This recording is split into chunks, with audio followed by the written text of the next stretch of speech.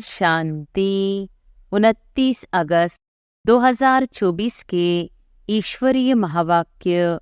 पहले एक नज़र मुरली के मुख्य पॉइंट पर। बाबा ने कहा, संस्कार अच्छे व बुरे आत्मा ही धारण करती है। शरीर तो राख हो जाता है, यह भी कोई मनुष्य नहीं जानते। उन्हों को देह अभिमान रहता है, मैं फलाना हूँ, मैं प्राइम मिनिस्टर हूँ। अलफ माना भगवान बाबा। सिर्फ भगवान व ईश्वर कहने से वह बाप का संबंध नहीं रहता है। इस समय सब पत्थर बुद्धि है, क्योंकि रचयिता बाप और रचना के आदि मध्य अंत को नहीं जानते हैं। बाप श्रृंगार तो करते हैं, परंतु अपना पुरुषार्थ भी करना चाहिए। कई बच्चे मुख से ऐसा बोलते हैं जैसे जंगली, श्रृंगार जैसे कि हुआ ही नहीं है, सब भूल जाते हैं। मनुष्य मरते हैं तो खाली हाथ जाते हैं, साथ में कुछ भी ले नहीं जाएंगे। तुम्हारे हाथ भरतू जाएंगे। इसको कहा जाता है सच्ची कमाई। यह सच्ची कमाई तुम्हारी होती है 21 जन्मों के लिए। और फिर बाबा ने कहा, अभी बाप तुम बच्चों को जो सिखलाते हैं वह सच ही सच है, इसमें झूठ की रत्ती नहीं। शिवलिंग है निराकार, ज्ञान का सागर, शांति का सागर। यह शिव बाबा की महिमा है। वह बाप भी है तो बाप से जरूर वर्षा मिलना है।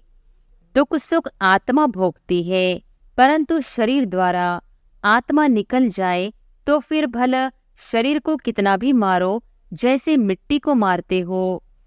ज्ञान तो बड़ा सहज है, अंधा लूला लंगड़ा भी समझ सकते हैं, क्योंकि यह तो आत्मा को समझाया जाता है ना। भक्ति मार्ग की आदत आंख बंद करके बैठने की पड़ी हुई है, तो यहाँ भी आंखें बंद कर बैठते हैं जैसे मतवाले।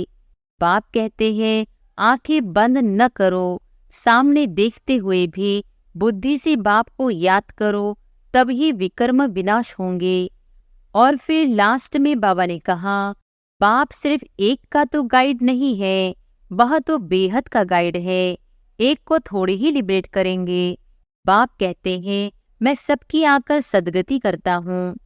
बाप कहते हैं यह माताएं ही स्वर्ग का द्वार खोलने वाली है। लिखा हुआ भी है गेटवे टू हेवन। आत्मा समझ बाप को याद करो तो तुम्हारे पाप कट जाएंगे।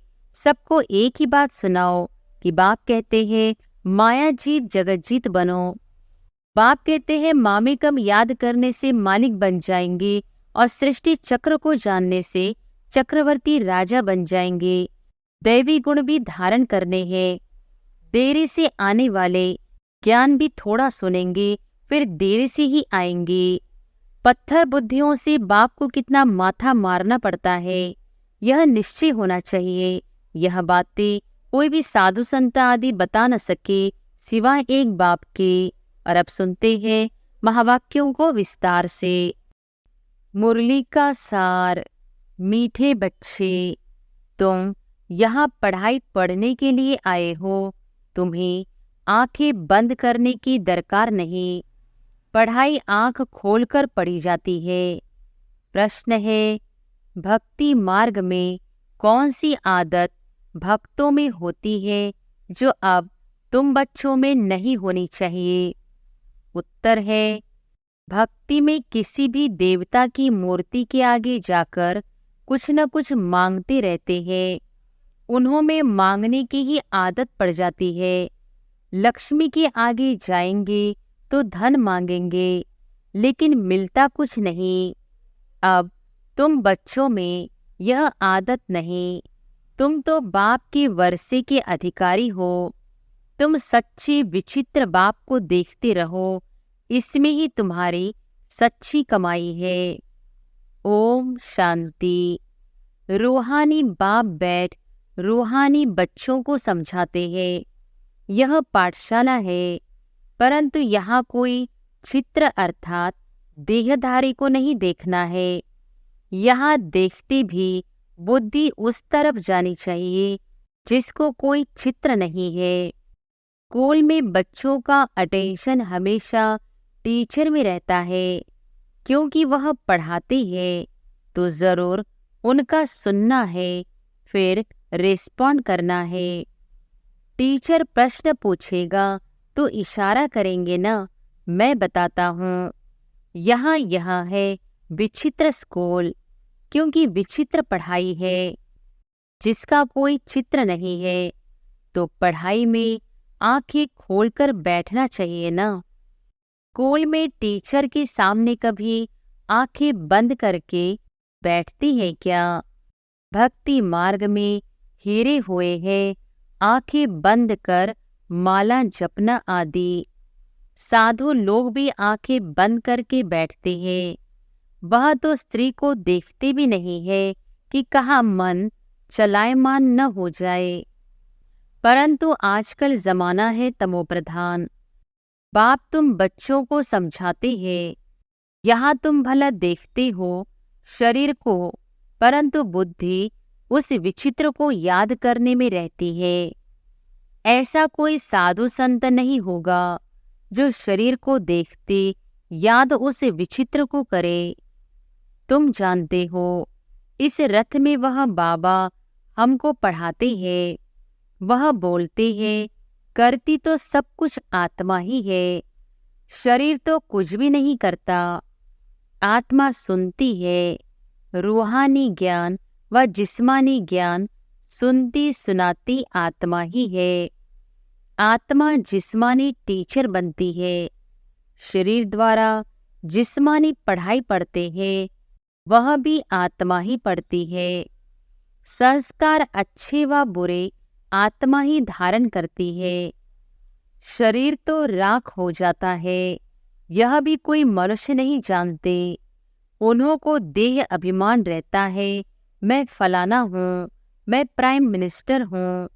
ऐसे नहीं कहेंगे कि हम आत्मा ने यह प्राइम मिनिस्टर का शरीर लिया है। यह भी तुम समझते हो, सब कुछ आत्मा ही करती है। आत्मा अविनाशी है। शरीर सिर्फ यहाँ पाठ बजाने के लिए मिला है। इसमें अगर आत्मा न होती तो शरीर कुछ कर न सके। आत्मा शरीर से निकल जाती तो जैसे एक लोथ पड़ा रहता है। आत्मा को इन आँखों से देख नहीं सकते, वह तो सूक्ष्म है ना। तो बाप कहते हैं, बुद्धि से बाप को याद करो। तुमको भी बुद्धि में है, हमको शिव बाबा पढ़ाते हैं इन द्वारा। यह भी सूक्ष्म समझने की बातें हैं। कई तो अच्छी रीति समझते हैं, कई तो जरा भी नहीं समझते। है भी सिर्फ यह बात। अलफ माना भगवान बाबा। सिर्फ भगवान व ईश्वर कहने से वह बाप का संबंध नहीं रहता है। इस समय सब पत्थर बुद्धि है, क्योंकि रचयिता बाप और रचना के आदि मध्य अंत को नहीं जानते हैं। यह वर्ल्ड की हिस्ट्री ज्योग्राफी रिपीट होती रहती है। अभी संगम युग है, यह किसको पता नहीं है। तुम समझते हो, आगे हम भी नहीं जानते थे। बाबा अभी तुम्हें यहाँ ज्ञान से श्रृंगारते हैं, फिर यहाँ से बाहर जाते हो तो माया धूल में लथिड़ ज्ञान श्रृंगार बिगाड़ देती है। बाप श्रृंगार तो करते हैं, परंतु अपना पुरुषार्थ भी करना चाहिए। कई बच्चे मुख से ऐसा बोलते हैं जैसे जंगली, श्रृंगार जैसे कि हुआ ही नहीं है, सब भूल जाते हैं। लास्ट नंबर में जो स्टूडेंट बैठे रहते हैं, उनकी पढ़ाई में इतनी दिल नहीं लगती है। हाँ, फैक्ट्री आदि में सर्विस कर साहूकार बन जाते हैं। पढ़ा हुआ कुछ नहीं, यह तो बहुत ऊंच पढ़ाई है। पढ़ाई बिगर तो भविष्य पद मिल नहीं सकता है। यहाँ तुमको फैक्ट्री आदि में बैठकर कोई काम नहीं करना है जिससे धनवान बनना है। यह तो सब कुछ खलास होना है। साथ में चलेगी सिर्फ अविनाशी कमाई। तुमको मालूम है, मनुष्य मरते हैं तो खाली हाथ जाते हैं, साथ में कुछ भी ले नहीं जाएंगे। तुम्हारे हाथ भरतू जाएंगे, इसको कहा जाता है सच्ची कमाई। यह सच्ची कमाई तुम्हारी होती है 21 जन्मों के लिए। बेहद का बाप ही सच्ची कमाई कराते हैं। तुम बच्चे देखते हो इस चित्र को, परंतु याद करते हो विचित्र बाप को, क्योंकि तुम भी आत्मा हो, तो आत्मा अपने बाप को ही देखती है, उनसे पढ़ती है। आत्मा को और परमात्मा को तुम देखते नहीं हो, परंतु बुद्धि से जानते हो। हम आत्मा अविनाशी है, यह शरीर विनाशी है। यह बाप ही भला सामने तुम बच्चों को देखते हैं, परंतु बुद्धि में है कि आत्माओं को समझाते हैं। अभी बाप तुम बच्चों को जो सिखलाते हैं वह सच ही सच है, इसमें झूठ की रत्ती नहीं। तुम सचखंड के मालिक बनते हो। यह है सचखंड, झूठ खंड है कलयुग, सचखंड है सतयुग। रात दिन का फर्क है। सतयुग में दुख की बात होती नहीं, नाम ही है सुखधाम। उस सुखधाम का मालिक तो बेहद का बाप ही बनाएंगे। उनका कोई चित्र नहीं और सबकी चित्र है। उनकी आत्मा का नाम फिरता है क्या? उनका नाम ही है शिव, और सबको आत्मा ही आत्मा कहते, बाकी शरीर का नाम पड़ता है। शिवलिंग है निराकार, ज्ञान का सागर, शांति का सागर। यह शिव की महिमा है। वह बाप भी है, तो बाप से जरूर वर्षा मिलना है। रचना को रचना से वर्षा नहीं मिलता। वर्षा रचयिता देंगे अपने बच्चों को। अपने बच्चे होते भाई के बच्चों को वर्षा देंगे क्या? यह भी बेहद का बाप अपने बेहद के बच्चों को वर्षा देते हैं। यह पढ़ाई है ना, जैसे पढ़ाई से मनुष्य बैरिस्टर आदि बनते हैं। पढ़ाने वाले से और पढ़ाई से योग रहता है। यह तो पढ़ाने वाला है विचित्र। तुम भी आत्माएं विचित्र हो। बाप कहते हैं मैं आत्माओं को पढ़ाता हूँ। तुम भी समझो हमको बाप पढ़ाते हैं। एक ही बार बाप आकर पढ़ाते हैं। पढ़ती तो आत्मा है ना। दुख सुख आत्मा भोगती है, परंतु शरीर द्वारा।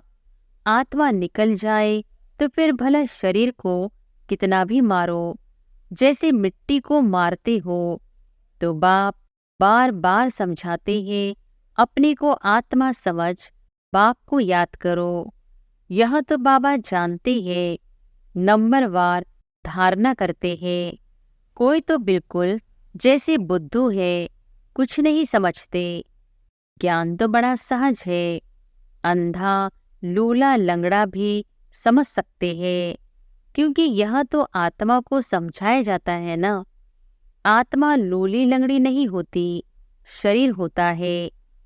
बाप कितना अच्छी रीति बैठ समझाते हैं, परंतु भक्ति मार्ग की आदत आंख बंद करके बैठने की पड़ी हुई है, तो यहाँ भी आंखें बंद कर बैठते हैं जैसे मतवाले। बाप कहते हैं आंखें बंद न करो, सामने देखते हुए भी बुद्धि से बाप को याद करो, तभी विकर्म विनाश होंगे। कितना सहज है। फिर भी कहते बाबा हम याद नहीं कर सकते हैं। अरे लौकिक बाप जिससे हद का वर्षा मिलता है, उनको तो मरने तक भी याद करते हैं। यह तो सब आत्माओं का बेहद का बाप है, उनको तुम याद नहीं कर सकते हो। जिस बाप को बुलाते भी है वो गॉड फादर, गाइड मी। वास्तव में यह कहना भी रॉन्ग है। बाप सिर्फ एक का तो गाइड नहीं है, वह तो बेहद का गाइड है। एक को थोड़े ही लिबरेट करेंगे। बाप कहते हैं मैं सबकी आकर सद्गति करता हूँ। मैं आया ही हूँ सबको शांतिधाम भेज देने। यहाँ मांगने की दरकार नहीं। बेहद का बाप है ना, वह तो हद में आकर मीमी कहते रहते हैं, हे परमात्मा मुझे सुख दो, दुख मिटाओ, हम पापी नीच है, आप रहम करो। बाप कहते हैं, मैं बेहद की पुरानी सृष्टि को नया बनाने आया हूँ। नई सृष्टि में देवता रहते हैं। मैं हर 5000 वर्ष बाद आता हूँ, जबकि तुम पूरे पतित बन जाते हो। यह है ही आसुरी संप्रदाय। सतगुरु तो एक ही है, सच बोलने वाला। वही बाप भी है, टीचर भी है, सदगुरु भी है।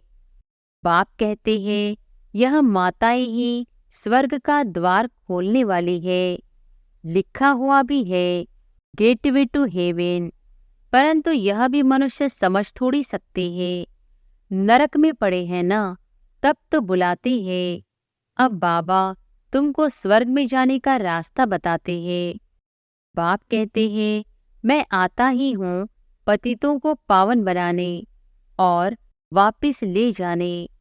अब अपने को आत्मा समझ बाप को याद करो तो तुम्हारे पाप कट जाएंगे। सबको एक ही बात सुनाओ कि बाप कहते हैं, माया जीत जगत जीत बनो। मैं तुम सबको जगत का मालिक बनाने का रास्ता बताता हूँ। फिर लक्ष्मी की दीपमाला पर पूजा करते हैं, उनसे धन मांगते हैं। ऐसे नहीं कहते, हेल्थ अच्छी करो, आयु बड़ी करो। तुम तो बाप से वर्षा लेते हो, आयु कितनी बड़ी हो जाती है। अभी हेल्थ वेल्थ हैप्पीनेस सब दे देते हैं।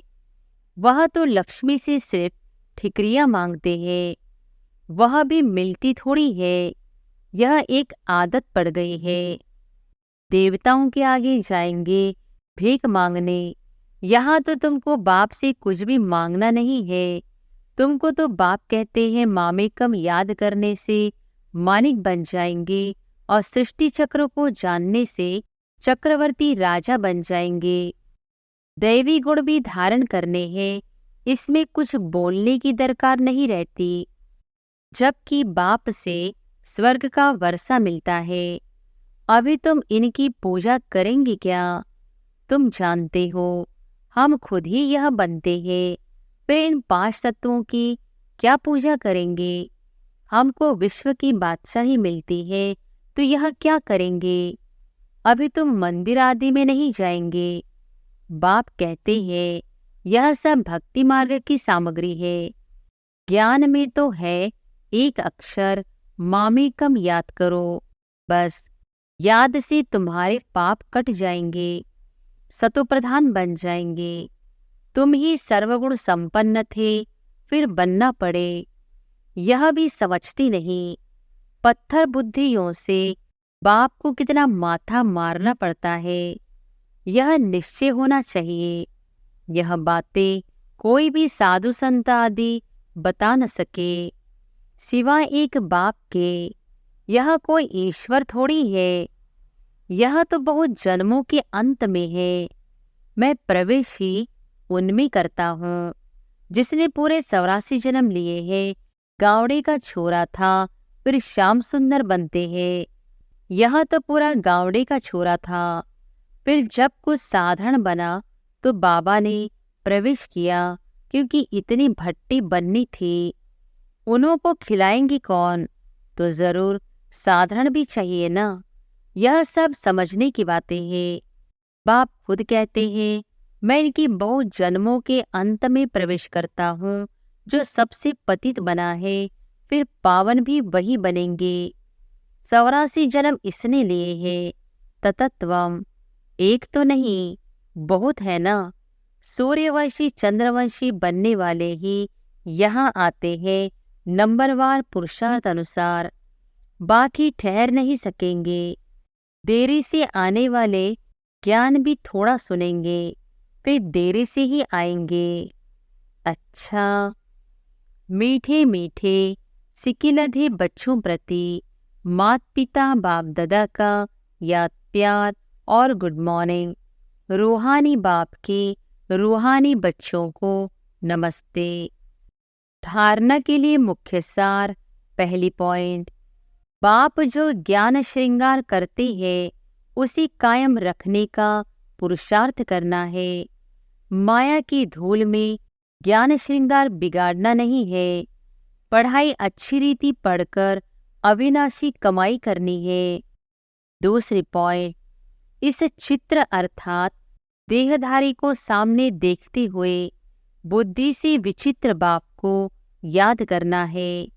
आंखें बंद कर बैठने की आदत नहीं डालनी है।